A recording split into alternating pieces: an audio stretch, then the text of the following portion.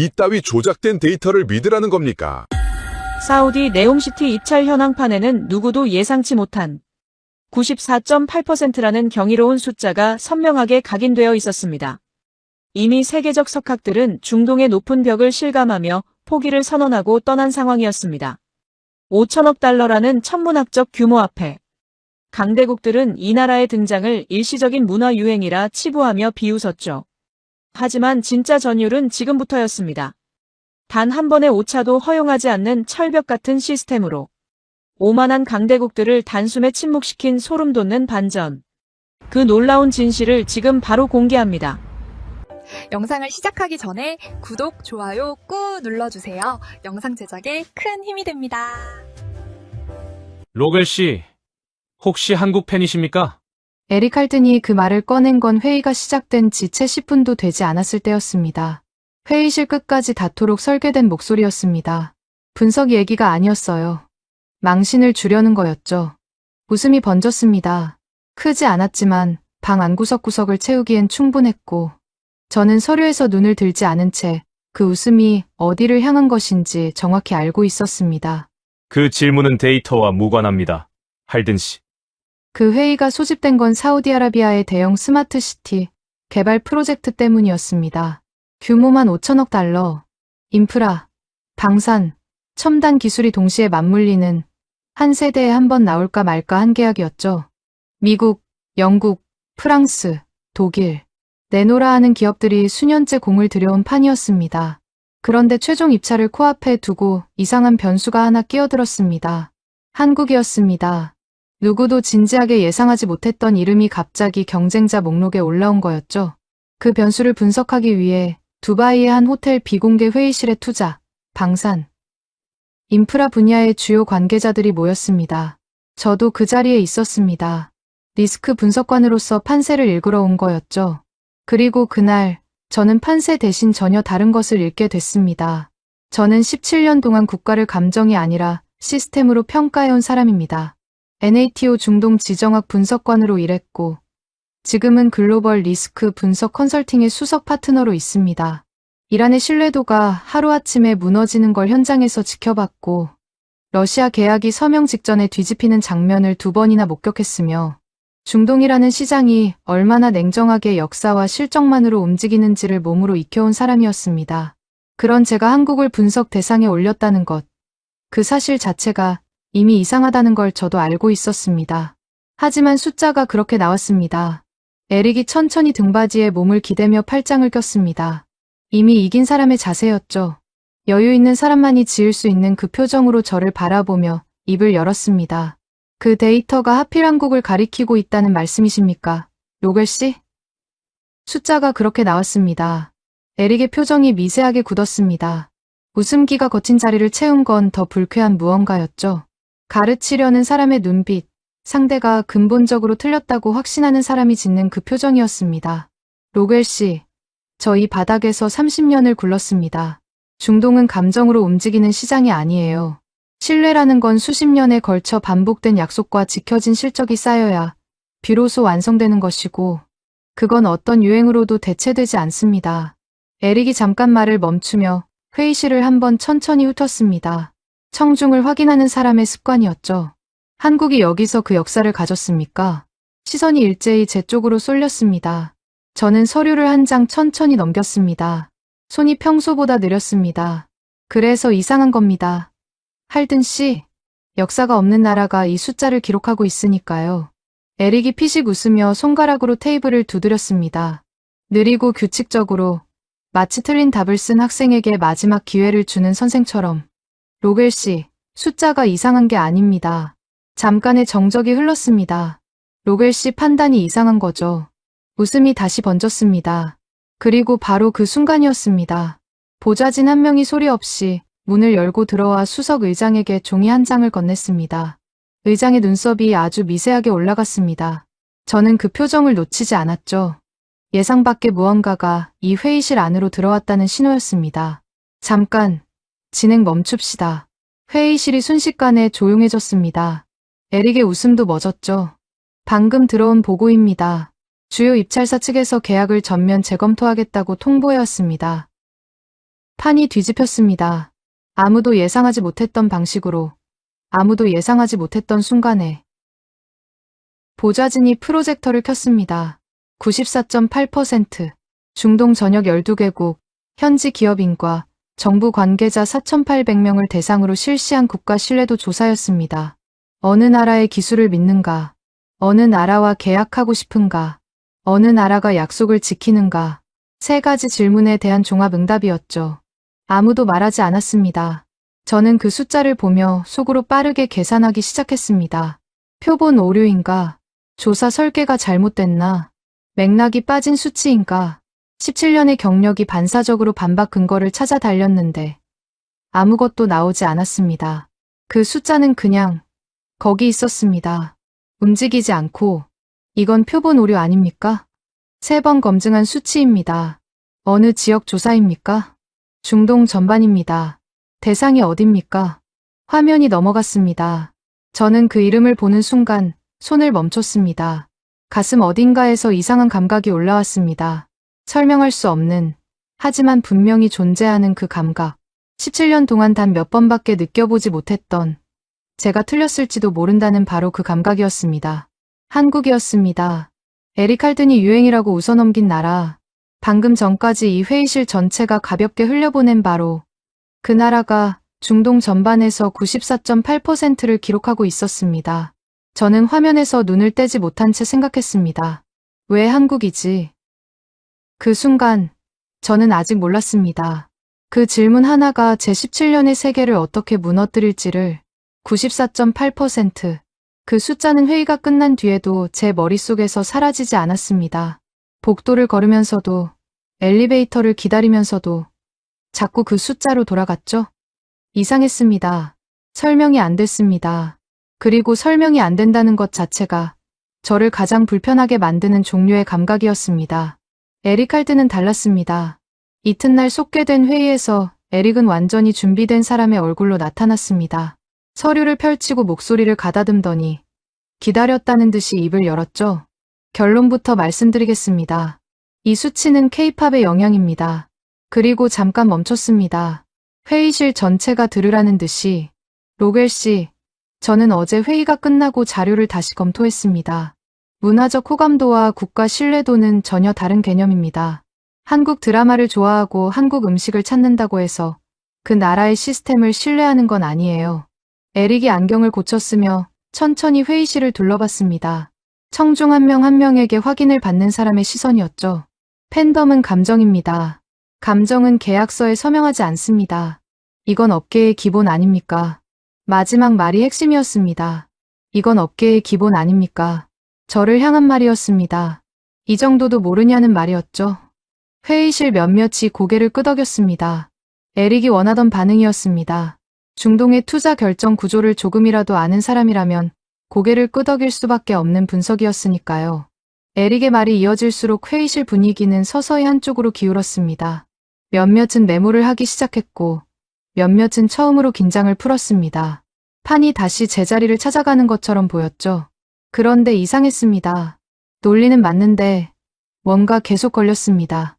94.8%라는 숫자가 단순한 문화 호감도로 나올 수 있는 수치인가? 저는 그 질문을 입 밖으로 꺼내지 못한 채 에릭의 말을 듣고 있었습니다. 그때였습니다. 회의실 한쪽 구석에 조용히 앉아있던 사람이 천천히 손을 들었습니다. 처음부터 눈에 띄지 않는 자리였어요. 발언도 없었고 존재감도 없었죠. 한준석이었습니다. 한국 측 민간 자문으로 참석한 인물이었는데 저는 솔직히 그때까지 그 사람을 주목한 적이 없었습니다. 한 말씀 드려도 되겠습니까? 의장이 고개를 끄덕였습니다. 한준석이 서류를 들지도 목소리를 높이지도 않았습니다. 그냥 조용히 담담하게 말했죠. 문화만으로 계약은 바뀌지 않습니다. 그게 전부였습니다. 짧았습니다. 그런데 회의실이 이상하게 조용해졌습니다. 에릭이 입을 열려다 멈췄습니다. 누군가 펜을 내려놓는 소리가 들렸죠. 저는 그 침묵 속에서 생각했습니다. 틀린 말이 아니었습니다. 에릭의 논리를 정면으로 부정하는 말도 아니었어요. 하지만 그 짧은 한마디가 에릭이 쌓아올린 논리 전체에 조용히 균열을 냈습니다. 계약이 바뀐 건 사실이었으니까요. 문화 때문이 아니라면 그럼 무엇 때문인가? 에릭은 끝내 반박하지 않았습니다. 저는 한준석을 다시 봤습니다. 그 사람은 이미 시선을 서류로 내리고 있었습니다. 말을 한 사람의 태도가 아니었어요. 이미 알고 있는 사람의 태도였습니다. 그날 저는 처음으로 생각했습니다. 이건 문화 논쟁이 아닐 수도 있다고. UAE만이 아니었습니다. 보좌진이 다음 자료를 펼치는 순간 저는 그 사실을 알았습니다. 화면에 지도가 떴습니다. UAE에 찍힌 점 하나가 아니었어요. 이집트, 터키, 사우디아라비아, 요르단, 중동 전역에 걸쳐 같은 방향을 가리키는 점들이 지도를 덮고 있었습니다. 숫자도 같았습니다. 오차 범위 안에서 나라가 달라도 수치는 일관됐죠. 저는 그 지도를 보면서 손가락이 멈추는 걸 느꼈습니다. 에릭이 먼저 입을 열었습니다. 이건 통계 오류입니다. 각국 조사 방법론이 다르면 이런 패턴이 나올 수 있어요. 조사 설계는 동일한 기관이 진행했습니다. 그래도 표본 편향 가능성이. 할든 씨, 보좌진이 조용히 말을 자르며 다음 슬라이드를 넘겼습니다. 5나라입니다. 동시에 에릭이 입을 다물었습니다. 저는 그 순간 분석관으로서의 반사 신경이 작동하는 걸 느꼈습니다. 하나는 우연입니다. 둘은 확인이 필요하죠. 하지만 5나라가 같은 방향을 가리킨다면 그건 더 이상 우연의 문제가 아닙니다. 패턴입니다. 그리고 패턴에는 반드시 이유가 있습니다. 다음 화면이 넘어갔습니다. 82.3% 글로벌 종합 호감도였습니다. 역대 조사 중 최고 수치라는 설명이 아래에 붙어 있었죠. 회의실이 한 번 더 조용해졌습니다. 이번엔 아까와 달랐습니다. 아까의 침묵이 당혹감이었다면 이번 침묵은 뭔가를 받아들이려는 사람들의 침묵이었죠. 에릭은 아무 말도 하지 않았습니다. 저는 그 숫자를 노트에 받아 적으면서 처음으로 한 가지 가능성을 진지하게 떠올렸습니다. 이건 하나의 사건이 아니다. 지역도 다르고 문화도 다르고 정치 구조도 다른 나라들이 동시에 같은 방향을 가리키고 있다면 이건 외부 요인이 아니라 한국 내부에 뭔가가 있다는 뜻이 됩니다. 구조. 그 단어가 머릿속에서 번쩍 떠올랐습니다. 한준석이 두 번째로 입을 열었습니다. 이번에도 손을 들지 않았습니다. 그냥 조용히, 담담하게. 이건 지역 반응이 아닙니다. 구조적인 신뢰입니다. 에릭이 고개를 들었습니다.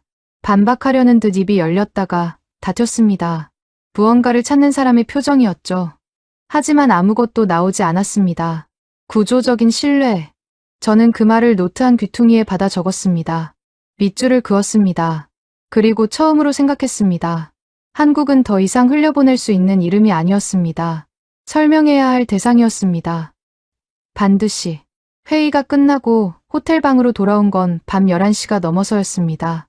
커튼을 치지 않은 채 창가에 서서 두바이의 야경을 바라봤습니다. 빛이 많은 도시였어요. 하지만 그날 밤 저는 그 빛이 눈에 들어오지 않았습니다. 머릿속에서 숫자들이 계속 재배열되고 있었으니까요.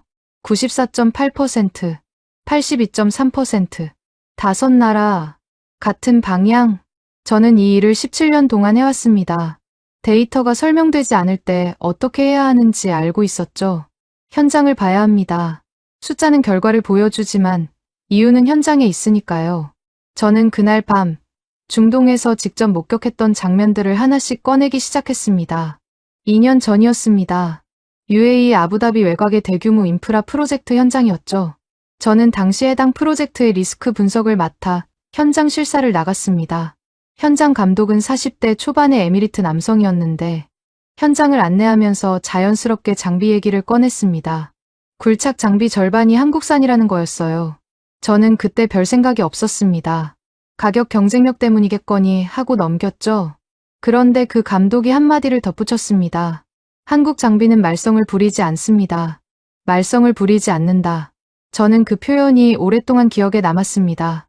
성능이 뛰어나다거나 기술이 앞선다는 말이 아니었어요. 믿을 수 있다는 말이었습니다. 다른 나라 장비는 좋을 때도 있고 나쁠 때도 있는데 한국 건 늘 한결같다는 거였죠. 저는 당시에 그 말을 흘려들었습니다. 그런데 지금 다시 떠올리니 달랐습니다. 한준석이 말한 구조적인 신뢰, 그게 이런 거였습니다. 한 번이 아니라 매번, 기대 이하인 적이 없는 것. 그게 쌓이면 신뢰가 됩니다. 역사가 없어도 신뢰가 쌓이는 방식이 있었던 겁니다. 실적으로 저는 노트북을 열었습니다. 그리고 지난 2년치 중동 현장 보고서를 다시 꺼냈습니다. 처음 볼 때는 그냥 넘긴 문장들이었는데 이번엔 달리 보였습니다. 한국협력사 납기 준수율 98.3%, 현지 인력 교육 프로그램 자체 운영, AES 대응 시간 업계 평균의 절반, 숫자들이 새롭게 읽혔습니다. 이건 문화가 아니었습니다. 다음 날 오전, 저는 한준석에게 따로 자리를 요청했습니다. 회의실이 아니라 로비 한쪽 구석이었죠. 한준석은 커피잔을 양손으로 감싸 쥔 채 조용히 앉아 있었습니다. 직접 보셨습니까? 현장을. 제가 먼저 물었습니다. 여러 번 봤습니다. 현지 반응이 어떻습니까? 한준석이 잠깐 창밖을 바라봤습니다. 그러더니 천천히 말했습니다. 처음엔 다들 반신반의합니다. 한국이라고 하면요. 그런데 한번 같이 일하고 나면 달라집니다. 다음 프로젝트에서 먼저 연락이 옵니다. 왜 그렇습니까? 약속을 지키니까요. 작은 약속까지. 저는 그 말을 받아 적지 않았습니다. 적을 필요가 없었습니다. 이미 머릿속에 박혀 있었으니까요. 작은 약속까지. 그게 전부였습니다. 그게 94.8%를 만든 거였습니다. 자리에서 일어서려는데 한준석이 조용히 덧붙였습니다. 로겔 씨, 이건 시작일 뿐입니다. 저는 그 말의 무게를 그 자리에서 다 이해하지 못했습니다. 하지만 걸어 나오면서 등 뒤에서 그 말이 계속 따라왔습니다. 이건 시작일 뿐이다. 그렇다면 끝은 어디입니까? 이건 시작일 뿐이라는 말이 머릿속에서 떠나지 않았습니다. 호텔방으로 돌아와 노트북을 다시 펼쳤습니다. 자려고 누웠다가 다시 일어났죠. 잠이 오지 않았습니다. 17년 동안 이 일을 해오면서 이런 경우가 몇 번 있었습니다. 데이터가 예상 밖의 방향을 가리킬 때, 뭔가 중요한 걸 놓치고 있다는 직감이 잠을 쫓아낼 때, 저는 그 직감을 믿는 사람입니다. 그래서 새벽 2시에 자료를 펼쳤습니다. 처음엔 문화 데이터를 다시 봤습니다. 한국 콘텐츠 소비량, 한류 영향권 국가 분포, 관광 수요 변화. 에릭의 논리대로라면 여기서 멈춰야 했습니다. 문화 호감도가 높으니 신뢰도도 높게 나왔다는 설명으로 끝낼 수 있었죠. 그런데 손이 멈추지 않았습니다. 다음 탭을 열었습니다. 중동 소비재 시장 점유율 보고서였습니다. 삼성 스마트폰이 UAE 프리미엄 시장에서 1위였습니다. LG 가전이 사우디 신규 주택 단지 표준 사양으로 채택되고 있었습니다. 한국산 반도체가 이 지역 데이터 센터 핵심 부품으로 들어가고 있었죠. 저는 그 수치들을 하나씩 넘기면서 이상한 감각이 올라오는 걸 느꼈습니다. 이 사람들은 이미 한국과 살고 있었습니다. 드라마를 보고 음악을 듣는 게 아니었어요. 아침에 삼성폰으로 알람을 끄고 LG 냉장고에서 물을 꺼내고 한국산 반도체가 들어간 서버로 업무를 처리하고 있었습니다. 한국은 이미 이 지역 사람들의 일상 깊숙이 들어와 있었던 겁니다. 문화가 아니라 생활로. 그걸 신뢰라고 부르지 않으면 뭐라고 불러야 합니까? 저는 잠시 자료에서 눈을 들었습니다. 그리고 멍하니 앉아 있었습니다. 17년 동안 저는 국가를 분석할 때 항상 하나의 축을 찾았습니다. 이 나라의 강점은 무엇인가? 미국은 기술입니다. 독일은 정밀 제조입니다. 일본은 장인 정신이죠. 하나의 축이 있고 그 축을 중심으로 나라가 돌아갑니다. 그런데 한국은 달랐습니다. 축이 하나가 아니었습니다. 문화가 있었고, 기술이 있었고, 제품이 있었고, 인프라가 있었습니다. 그 모든 것이 동시에 이 지역 사람들의 삶 깊숙이 들어가 있었죠. 가슴 어딘가에서 이상한 감각이 올라왔습니다. 분석가로서의 감각이 아니었습니다. 더 원초적인 것이었죠. 경외감이라고 불러야 할지, 당혹감이라고 불러야 할지. 저는 그 감각의 이름을 찾지 못한 채 노트에 손을 뻗었습니다. 그리고 천천히 써내려갔습니다. 한국은 단일 강점 국가가 아니다. 손을 멈췄습니다. 그 문장 아래 한 줄을 더 쓰려는데 손이 멈칫거렸습니다. 쓰고 나면 되돌릴 수 없다는 걸 알고 있었으니까요. 하지만 결국 썼습니다. 이게 하나의 나라라고? 이게 하나의 나라라고. 그 질문이 머릿속에서 사라지지 않았습니다. 회의가 끝난 뒤에도, 저녁을 먹는 동안에도, 자리에 누워서도 계속 맴돌았죠. 저는 결국 다시 노트북을 열었습니다. 이번엔 방향을 바꿨습니다. 제품과 기술이 아니라 국가 시스템 자체를 들여다보기로 했습니다. 표면이 아니라 뼈대를 보기로 한 거였죠. 처음 꺼낸 건 한국의 정치 구조 데이터였습니다. 저는 리스크 분석을 하면서 한 나라의 신뢰도를 평가할 때 가장 먼저 보는 게 있습니다. 위기 대응 능력입니다. 평상시의 성과는 누구나 만들 수 있어요. 진짜 구조의 힘은 무너질 뻔한 순간에 드러나니까요. 저는 한국의 지난 30년을 훑기 시작했습니다. 1997년 외환위기. 국가 부도 직전까지 몰렸습니다. 대부분의 국가가 그 수준의 충격을 받으면 회복하는 데 10년 이상이 걸리거나 아예 회복하지 못하는 경우도 있었죠. 한국은 3년 만에 국제통화기금 차입금을 전액 상환했습니다. 2008년 글로벌 금융위기. 한국은 선진국 중 가장 빠르게 반등했습니다. 2016년 정치적 격변. 대통령이 탄핵됐습니다. 시위가 수개월 동안 이어졌죠. 그런데 사회는 무너지지 않았습니다. 이듬해 경제는 되레 성장했습니다. 저는 그 패턴을 보면서 손가락이 멈추는 걸 느꼈습니다. 무너질 뻔한 순간마다 한국은 더 강해져서 나왔습니다. 저는 이런 나라를 분석해 본 적이 없었습니다. 위기를 버티는 나라는 있었습니다. 위기에서 살아남는 나라도 있었죠. 하지만 위기를 통과하면서 오히려 구조가 단단해지는 나라는 17년 경력에서 손에 꼽을 만큼 드물었습니다. 그리고 그 드문 사례들에는 공통점이 있었어요. 시스템이 사람보다 강한 나라들이었습니다. 어떤 지도자가 와도, 어떤 위기가 와도 시스템이 버티는 나라, 한국이 그랬습니다. 전통과 첨단이 같은 거리 안에 공존했습니다. 수백 년 된 궁궐 옆에 세계 최고 속도의 통신망이 깔려 있었죠. 빠르게 변했지만 흔들리지 않았습니다. 민주주의를 스스로 지켜냈고 경제를 스스로 일으켰으며 기술을 스스로 쌓아 올렸습니다. 누가 만들어준 게 아니었어요. 저는 노트를 덮었습니다. 그리고 한동안 그냥 앉아 있었습니다. 내가 틀렸다. 그 생각이 처음으로 또렷하게 올라왔습니다. 저는 한국을 분석 대상에 넣을 필요가 없는 나라라고 생각했습니다.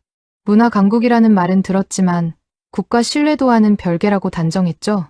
그 판단이 처음부터 잘못된 전제 위에 서 있었습니다. 다음날 회의에서 에릭이 마지막 카드를 꺼냈습니다. 구조적으로 불안정한 요소는 여전히 존재합니다. 지정학적 리스크, 북한 변수, 인구 감소 문제까지. 이걸 무시하고 신뢰도를 논하는 건 과장입니다. 목소리는 단호했습니다. 하지만 사흘 전과 달랐습니다. 사흘 전의 단호함이 확신해서 나온 것이었다면 지금의 단호함은 버티려는 사람의 그것이었죠. 저는 그 차이를 알아챘습니다. 한준석이 입을 열었습니다. 할든 씨, 그 리스크들은 한국이 수십 년째 안고 살아온 조건입니다. 에릭이 반박하려 했습니다. 입이 열렸습니다. 하지만 그 조건 속에서 지금의 구조를 만들었다는 게 핵심입니다. 한준석이 조용히 그러나 끊었습니다. 한국은 무너지지 않는 구조를 만든 나라입니다. 에릭의 입이 닫혔습니다. 뭔가를 찾는 사람의 표정으로 서류를 넘겼습니다. 한 장, 두 장, 손가락이 느려졌습니다. 세 장째를 넘기다가 멈췄습니다. 시선이 서류 위에 고정된 채 움직이지 않았죠. 반박이 나오지 않았습니다. 찾고 있었지만 없었습니다. 회의실이 조용해졌습니다. 저는 그 침묵 속에서 가슴 어딘가에서 오랫동안 버텨온 무언가가 천천히 내려앉는 걸 느꼈습니다. 내 기준이 틀렸다. 틀린 게 아니라 처음부터 이 나라에는 맞지 않는 기준이었습니다. 회의 마지막 날이었습니다. 저는 그날 아침 일찍 자리에 앉아 지난 사흘을 정리했습니다. 데이터를 다시 봤습니다. 현장 보고서를 다시 읽었습니다. 한준석과 나눈 대화를 다시 떠올렸죠. 그리고 한 가지 결론에 도달했습니다. 설명이 필요한 건 제가 아니었습니다. 이제는 그들이 답할 차례였습니다. 회의가 시작됐습니다. 에릭은 여전히 단정한 차림으로 자리에 앉아 있었죠. 표정은 평온했습니다. 하지만 사흘 전과 달랐습니다. 사흘 전의 평온함이 확신해서 나온 것이었다면 그날의 평온함은 뭔가를 붙들려는 사람의 그것이었습니다. 저는 자료를 펼치지 않았습니다. 서류도 내려놨습니다. 할든 씨, 한 가지만 묻겠습니다. 에릭이 저를 바라봤습니다. 이 수치들 문화 호감도로 설명이 됩니까? 5나라가 동시에 역대 최고 수치로 같은 방향을 가리키는 게 K-팝으로 설명이 됩니까? 회의실이 조용해졌습니다. 에릭이 입을 열었습니다. 그 수치들은 복합적인 요인이 할든 씨, 저는 부드럽게 하지만 끊었습니다. 복합적인 요인이 아니라 구체적으로 설명해 보십시오. 납기 준수율 98.3%, 현지 인력 교육 자체 운영, 애프터 서비스 대응 시간 업계 평균의 절반. 이게 문화입니까? 시스템입니까? 에릭이 서류를 집었습니다. 넘겼습니다. 다시 넘겼습니다. 종이 넘기는 소리만 들렸습니다. 위기를 통과할 때마다 더 단단해진 구조. 최악의 환경에서 만들어낸 신뢰. 이걸 어떻게 설명하시겠습니까? 할든 씨? 30년 경력으로. 회의실이 조용해졌습니다. 에릭의 손이 멈췄습니다. 서류 위에 올려진 채로 움직이지 않았습니다. 시선은 종이를 향하고 있었지만 아무것도 읽고 있지 않았죠. 저는 그걸 알 수 있었습니다. 17년 동안 저는 사람들이 답을 찾는 표정과 답이 없다는 걸 아는 표정을 구분하는 훈련을 해왔으니까요. 에릭의 표정은 후자였습니다. 누군가 물컵을 내려놓는 소리가 유난히 크게 들렸습니다. 에릭의 손가락이 미세하게 떨렸습니다. 잠깐이었습니다. 하지만 저는 놓치지 않았죠.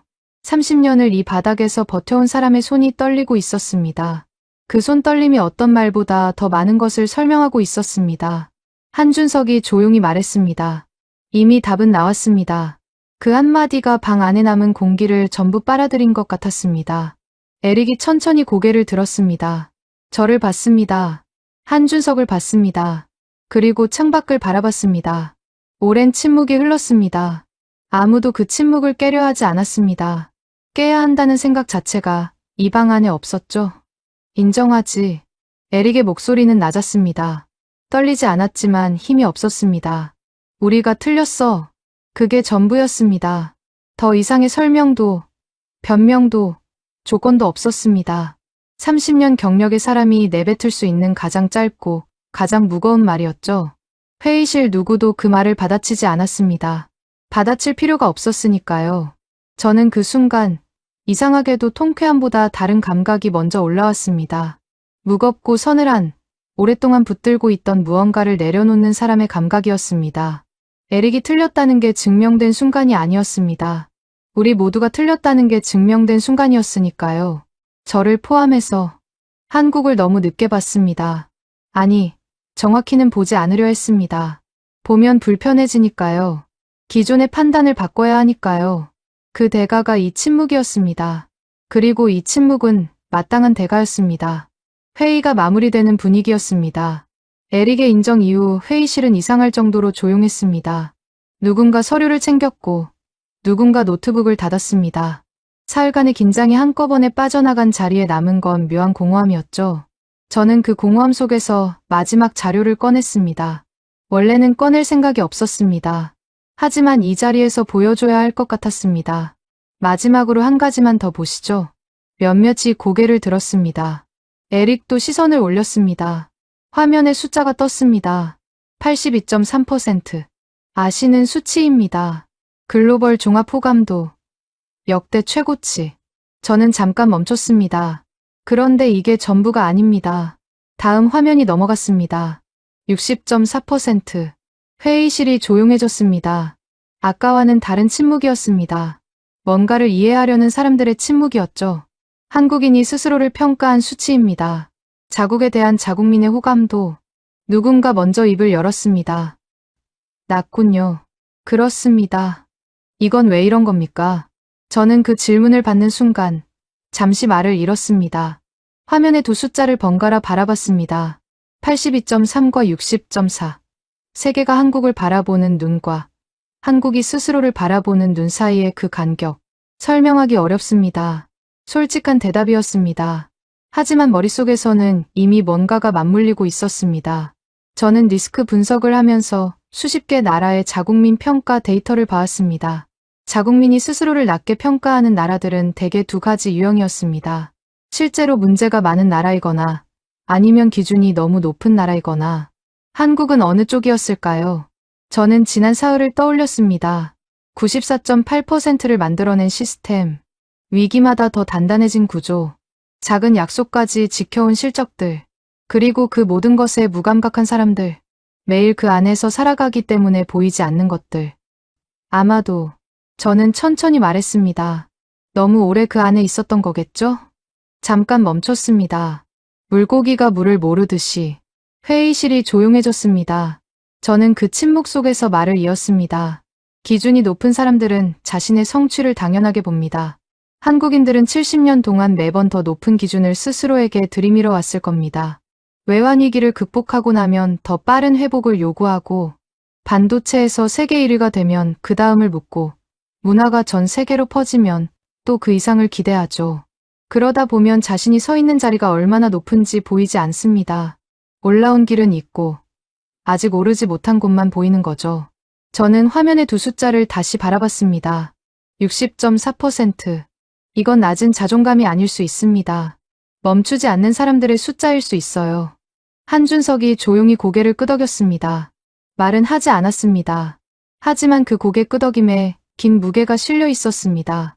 자신의 나라 얘기를 듣는 사람의 무게였죠. 에릭이 그 두 숫자를 한동안 바라보다가 낮게 말했습니다. 이건 이상한 나라군요. 부정의 의미가 아니었습니다. 저도 알았고, 방 안의 모든 사람이 알았죠. 이상하다는 건 그가 찾을 수 있는 가장 정직한 표현이었습니다. 회의가 끝났습니다. 사람들이 하나둘 빠져나갔습니다. 저는 마지막까지 자리에 앉아 그 두 숫자를 바라봤습니다. 82.3과 60.4. 세계는 이미 알고 있었습니다.